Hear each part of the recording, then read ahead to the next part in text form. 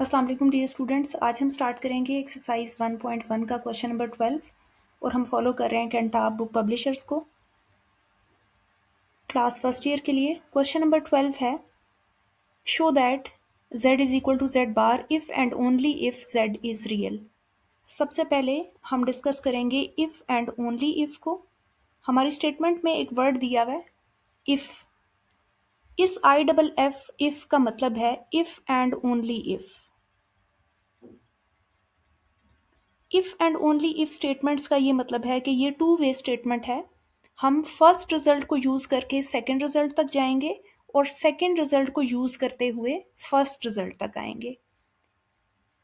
तो first point में हम लेट करेंगे z को, जो कि एक कॉम्प्लेक्स नंबर था, अपनी स्टैंडर्ड फॉर्म में, that is a z is equal to a plus iota b। Statement के अकॉर्डिंग हमने शो करना है z is equal to z bar if and only if z is real. तो हम अपनी फर्स्ट स्टेटमेंट से start कर रहे हैं। It is given that z is equal to z bar. जो आपके पास फर्स्ट टाइम वाली स्टेटमेंट है, हम उसी स्टेटमेंट को गिवन लेके स्टार्ट करेंगे और जो बाद वाली स्टेटमेंट है उसके प्रूफ तक चले जाएंगे। मींस हमने z को रियल प्रूफ करना है, तो हम गिवन स्टेटमेंट लेके चलेंगे z is equal to z bar. तो z की जगह z की वैल्यू प्लेस करें, that is a plus b iota. z conjugate की जगह a plus iota b whole bar. a plus iota b या b iota as it is आएगा, और ये बार क्या करेगी या कॉन्जुगेट क्या करेगा, इमेजिनरी पार्ट का साइन चेंज करेगा। a प्लस आयोटा b या b आयोटा को एज इट इज रखिए, a को भी लेफ्ट हैंड साइड पे लाके सबट्रैक्ट कर दें और ये जो आयोटा b था इसको लेफ्ट हैंड साइड पे लाके ऐड कर दें। अब हमारे पास इक्वालिटी की दूसरी तरफ जीरो रह गया। यहाँ पे a और नेगेटिव a कैंसिल आउट हो जाएंगे और हमारे पास बचेगा 2 times b iota is equal to 0। अब इस स्टेटमेंट में से मैं 2 और आयोटा को 0 के साथ ले जाके डिवाइड करूंगी। 0 डिवाइडेड बाई 2 आयोटा, और आपको पता है 0 divided by some number is 0, तो यहाँ पे हमारे पास b की वैल्यू 0 आ जाएगी। अब इस b की वैल्यू को आप अपने कॉम्प्लेक्स नंबर के अंदर पुट करें, तो कॉम्प्लेक्स नंबर की फॉर्मेशन थी a प्लस बी आयोटा। जब मैं अपने स्टेटमेंट के अंदर b की जगह जाके 0 प्लेस करूंगी तो ये a रह जाएगा, a प्लस 0 मीन्स a रह जाएगा, विच इज रियल। तो हमने फर्स्ट रिजल्ट को गिवन के तौर पे लिया और उस स्टेटमेंट को यूज करते हुए हम z इज रियल तक पहुंच गए। अब हम ऑपोजिट डायरेक्शन से काम करेंगे, रिवर्स ऑर्डर में काम करेंगे। अब हम लेंगे z की वैल्यू को रियल के तौर पे और हम प्रूफ कर देंगे कि z is equal to z conjugate होगा। अब रिवर्स प्रोसेस में काम होगा।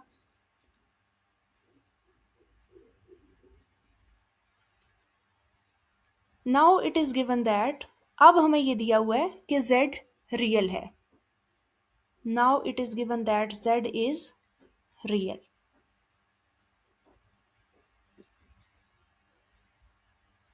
अब अगर z रियल है तो जो z हमने सपोज किया था उसका इमेजिनरी पार्ट लाजमी 0 होना चाहिए। सो मैंने b की वैल्यू 0 प्लेस कर दी ताकि जो मेरा z है, z का आंसर है, वो एक रियल आंसर ही रहे। इसका मतलब है कि अब z की वैल्यू मुझे a plus iota b use नहीं करनी, बल्कि z की वैल्यू a यूज़ करनी है। क्यों? क्योंकि मुझे स्टेटमेंट में गिवन था कि z एक रियल नंबर है, मीन्स इसका इमेजिनरी पार्ट हमें 0 लेना पड़ेगा। अब हमने प्रूफ क्या करना था? हमने प्रूफ ये करना था कि z is equal to z bar. Now to show, अब हमने ये शो करना है कि जो z का आंसर आएगा वही z बार का आंसर आएगा। तो ये आप लोग लेफ्ट टू राइट पे वैल्यूज प्लेस करके देख लें। z की वैल्यू क्योंकि a है और z बार में हमें a का ही कॉन्जुगेट लेना पड़ेगा, और आपको पता है कि रियल पार्ट का कॉन्जुगेट वही नंबर रहता है। कॉन्जुगेट का इफेक्ट इसके इमेजिनरी पार्ट पे होता है। तो हम देख सकते हैं कि लेफ्ट हैंड साइड हमारी राइट के इक्वल आ चुकी है। So left hand side is equal to right hand side. तो if and only if statements वाले क्वेश्चंस में हम क्या किया करेंगे, ये एक टू वे स्टेटमेंट क्वेश्चंस होते हैं। इनमें हम फर्स्ट स्टेटमेंट की हेल्प से सेकंड स्टेटमेंट को प्रूव करते हैं और सेकंड स्टेटमेंट की हेल्प से फर्स्ट स्टेटमेंट को प्रूव करते हैं। तो जैसे हमने फर्स्ट टाइम गिवन ले लिया था कि z इज इक्वल टू जी बार, और इस कंडीशन को यूज करते हुए हमने प्रूव कर दिया कि z एक्चुअली रियल है। सेकेंड पार्ट में हमने z को रियल लिया तो हमें इसका इमेजिनरी पार्ट जीरो करना पड़ा, तो z की वैल्यू हमारे पास सिर्फ a बची। अब हमने ये शो करवाना था कि जो z की वैल्यू है वही z बार की वैल्यू है, तो z की वैल्यू हमने a प्लेस की, तो z बार का आंसर भी a का कॉन्जुगेट a ही आएगा क्योंकि a के पास कोई इमेजिनरी पार्ट है ही नहीं और कॉन्जुगेट इमेजिनरी पार्ट पे अप्लाई होता है। तो यहाँ से हमने देख लिया कि a is equal to a, left hand side is equal to right hand side आ चुका है।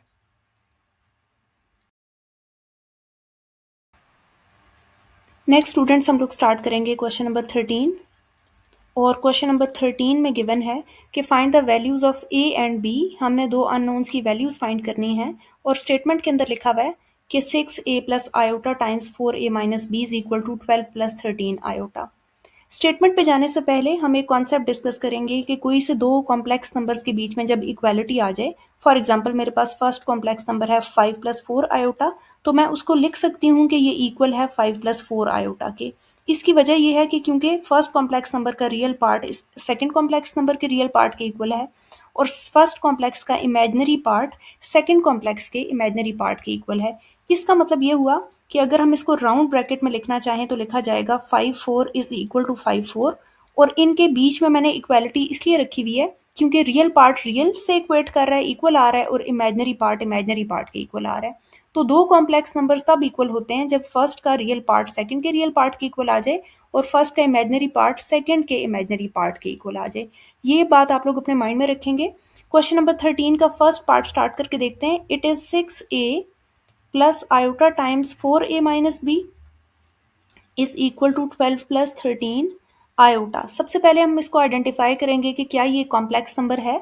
तो यहाँ से देखिए इसके साथ कोई आयोटा इन्वॉल्व नहीं है, तो ये इसका रियल पार्ट है, और आयोटा के साथ जो पार्ट आ रहा है वो सारे का सारा इसका इमेजिनरी पार्ट है। और आपको पता है कि रियल और इमेजिनरी को कंबाइन करने से ओवरऑल ये एक कॉम्प्लेक्स नंबर है। तो हमारे पास लेफ्ट हैंड साइड पे एक कॉम्प्लेक्स नंबर गिवन है। इसी तरह राइट हैंड साइड पे चले जाएं तो आपके पास ये रियल पार्ट है और 3 इसका इमेजिनरी पार्ट है, मीन्स आपके पास राइट हैंड साइड पे भी एक कॉम्प्लेक्स नंबर गिवन है। अब नोटिस करने की बात यह है कि दोनों कॉम्प्लेक्स नंबर्स के बीच में आपके पास इक्वालिटी साइन आ रहा है। तो हमने अभी डिस्कस किया है कि whenever two complex numbers are equal, इसका मतलब है आपने रियल पार्ट को रियल पार्ट के इक्वल रखना है और इमेजिनरी पार्ट को इमेजिनरी पार्ट के इक्वल रखना है। तो इसके सोल्यूशन में हम सबसे फर्स्ट स्टेप क्या करेंगे कि as two complex numbers are equal, so इसका real part, first complex number का रियल पार्ट ले लें 6a और सेकंड कॉम्प्लेक्स का रियल पार्ट ले लें 12। तो मैंने रियल को रियल से इक्वेट कर दिया, एंड फर्स्ट कॉम्प्लेक्स नंबर का जो इमेजिनरी पार्ट है वो है 4a माइनस बी और सेकेंड कॉम्प्लेक्स का जो इमेजिनरी पार्ट है वो है 3। यहाँ से आप लोग a की वैल्यू कैलकुलेट कर सकते हैं। 6 यहाँ पे मल्टीप्लाई हो रहा है 12 के साथ जाके डिवाइड होगा और a का आंसर आपको 2 मिल जाएगा। साइड बाय साइड आप इस इक्वेशन को भी सॉल्व करते जाएं। 4a एज इट इज आएगा, ये भी a की वैल्यू मैं यहाँ पे प्लेस कर सकती हूँ। फर्स्ट मैं इक्वेशन एज इट इज लिख रही हूँ। अब आप ये a की वैल्यू जो आप लोग कैलकुलेट कर चुके हैं यहाँ पे प्लेस करें। 4 2 times 8 minus b is equal to 3। b यहाँ पे माइनस हो रहा है, इसको मैं राइट पे ले जाके पॉजिटिव कर देती हूँ, और 3 वहाँ पे प्लस हो रहा था, लेफ्ट पे आके माइनस हो गया, तो b की वैल्यू आपके पास 5 कैलकुलेट हो गई। तो जब कभी आपके पास किसी क्वेश्चन में दो कॉम्प्लेक्स नंबर्स के बीच में इक्वालिटी साइन होगा, आप लोग रियल पार्ट को रियल पार्ट के इक्वल रखेंगे और इमेजिनरी पार्ट को इमेजिनरी पार्ट के इक्वल रख के सॉल्व करेंगे।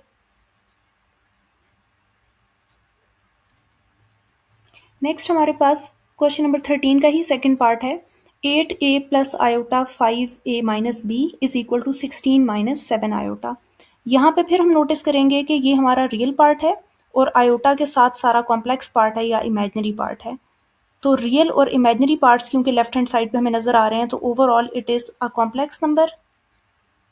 इसी तरह राइट हैंड साइड पे भी हम देख सकते हैं 16 is the real part and -7 is the imaginary part. इसका मतलब है कि ओवरऑल ये भी आपके पास एक कॉम्प्लेक्स नंबर है। अब जैसे हमने लास्ट क्वेश्चन में डिस्कस किया था कि दो कॉम्प्लेक्स नंबर्स के दरमियान में इक्वालिटी साइन हो तो आप रियल पार्ट को रियल पार्ट के इक्वल रखेंगे और इमेजिनरी पार्ट को इमेजिनरी पार्ट के इक्वल रखेंगे। सो सोल्यूशन में हम क्या करेंगे कि क्योंकि दो कॉम्प्लेक्स नंबर्स इक्वल हैं तो हम फर्स्ट कॉम्प्लेक्स नंबर के रियल पार्ट को सेकेंड कॉम्प्लेक्स नंबर के रियल पार्ट के इक्वल लिखेंगे और फर्स्ट कॉम्प्लेक्स के इमेजिनरी पार्ट को मीन्स आयोटा के कोफिशिएंट को सेकेंड कॉम्प्लेक्स नंबर के इमेजिनरी पार्ट से इक्वल रखेंगे। यहाँ पे आप 8 यहाँ पे मल्टीप्लाई हो रहा है 16 के साथ डिवाइड होके आपको a की वैल्यू 2 मिल जाएगी। अब ये वैल्यू हम अपनी सेकंड इक्वेशन के अंदर प्लेस कर सकते हैं। 5 एज इट इज रखें, a की जगह 2 प्लेस करेंगे, minus b is equal to -7, 5 2 times 10, 7 यहाँ पे माइनस हो रहा है लेफ्ट हैंड साइड पे आके ऐड हो जाएगा और b यहाँ पे माइनस हो रहा है राइट पे जाके पॉजिटिव हो जाएगा। तो इस तरह से हमने b की वैल्यू 17 कैलकुलेट कर ली। नेक्स्ट हमारे पास इसका थर्ड पार्ट है 3a plus iota a minus b is equal to 6 plus 2 iota. Again हमारे पास दो कॉम्प्लेक्स नंबर्स हैं और कॉम्प्लेक्स नंबर्स के दरमियान एक इक्वालिटी साइन है। सो अगेन हम फर्स्ट कॉम्प्लेक्स नंबर में से जो रियल पार्ट है उसको सेकंड के रियल पार्ट से इक्वेट करेंगे और फर्स्ट में से जो इमेजिनरी पार्ट है जो आयोटा का कोफिशिएंट है उसको सेकंड कॉम्प्लेक्स नंबर के इमेजिनरी पार्ट से इक्वेट करेंगे। यहाँ पे 3 मल्टीप्लाई हो रहा है 6 के साथ जाके डिवाइड होगा तो a की वैल्यू हमें 2 मिल जाएगी। अब इस वैल्यू को हम अपने सेकेंड इक्वेशन के अंदर जाके प्लेस करेंगे, a की वैल्यू 2 प्लेस कर दें, negative b as it is and this 2 as it is. बेटा b यहाँ पे माइनस हो रहा है, अगर मैं इसको राइट पे ले जाऊं तो प्लस हो जाएगा और ये 2 यहाँ पे प्लस हो रहा है लेफ्ट पे आके माइनस हो जाएगा। So 2 minus 2 will be equal to positive b और b की वैल्यू आपके पास यहाँ पे 0 आ रही है। सो हमने ये दो अननोन्स कैलकुलेट कर लिए पार्ट नंबर 3 के लिए। सिमिलरली पार्ट नंबर 4 भी देख लें। पार्ट नंबर 4 के लिए आपको इक्वेशन गिवन है 4a plus iota times 3a minus b is equal to 8 minus 5 iota.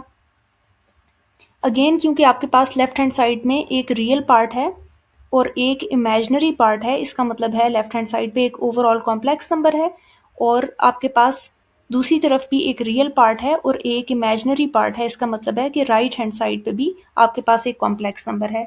So whenever two complex numbers are equal हम रियल पार्ट को रियल पार्ट से इक्वेट करते हैं और इमेजिनरी पार्ट को इमेजिनरी पार्ट से। So first complex number का real part है 4a और सेकेंड कॉम्प्लेक्स नंबर का रियल पार्ट है 8। सेकेंड इक्वेशन क्या बनेगी, इमेजिनरी पार्ट आप लेंगे लेफ्ट हैंड साइड में से 3a माइनस बी और राइट में से लेंगे -5। आयोटा का कोफिशिएंट आपने लेना है और नेगेटिव साइन को आपने स्किप नहीं करना। 4 यहाँ पे मल्टीप्लाई हो रहा था 8 के साथ डिवाइड होके हमें आंसर दे देगा 2। अब ये 2 जो वैल्यू है a की ये हम अपनी सेकेंड इक्वेशन के अंदर पुट कर सकते हैं।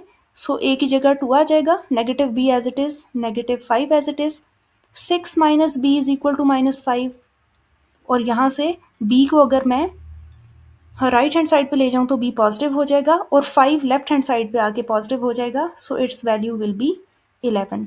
सो a की वैल्यू हमने 2 फाइंड कर ली और b की वैल्यू 11 फाइंड कर ली।